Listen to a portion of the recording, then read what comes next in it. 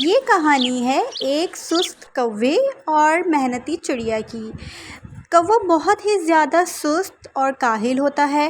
कौवे को हर वक्त आराम करना पसंद होता है और दूसरी तरफ चिड़िया बहुत ही ज़्यादा काम करने वाली होती है और मेहनती होती है।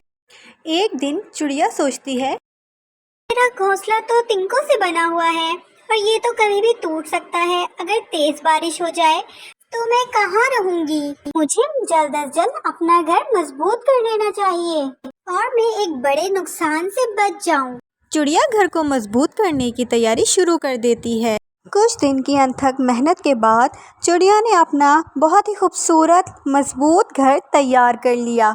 चिड़िया बहुत ही खुश थी। घर बनने की खुशी में वो कौवे के लिए मिठाई लेकर जाती है। कौवा आलसी होने के साथ साथ बदतमीज और लालची भी था। जब उसने चिड़िया को अपने घोंसले की तरफ आते देखा तो उसने कहा, ये बेवकूफ चिड़िया जरूर मुझसे कुछ मांगने आ रही है।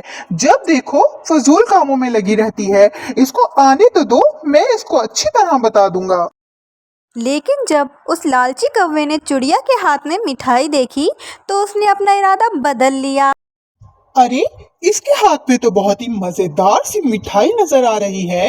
अब तो मुझे इसके साथ अच्छे से बात करनी पड़ेगी। आओ आओ चिड़िया बहन, मुझे तुम्हें अपने घोंसले की तरफ आते हुए देखकर बहुत खुशी हुई। बताओ कैसी हो तुम?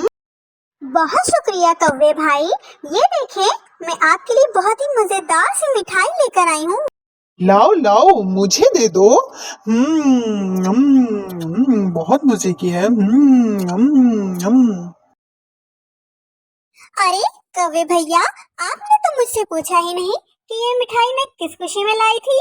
हाँ हाँ, बताओ किस खुशी में लाई थी? कौवे भैया, मैंने एक महीने की अथक मेहनत के बाद अपना घर बहुत ही खूबसूरत और मजबूत बना लिया है। ये मिठाई इसी की खुशी में थी।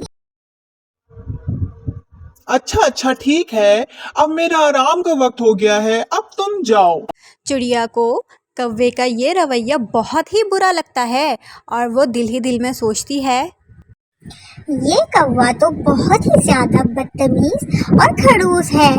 इसने तो ना मुझे खुशी की मुबारकबाद दी और ना ही घर में बैठने को कहा। खैर छोड़ो, अल्लाह का बहुत बहुत शुक्र है कि मेरा घर मजबूत बन गया है। अब मैं सुकून के साथ इस घर में रहूंगी। फिर कुछ दिन के बाद तूफान आ जाता है।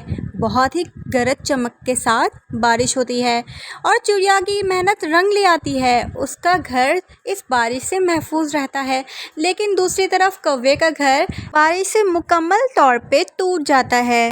तो कौवा भागा भागा चिड़िया के घर जाता है। कहानी में आगे क्या हुआ जानने के लिए मेरे चैनल को सब्सक्राइब करें और नेक्स्ट एपिसोड का वेट करें। Thank you.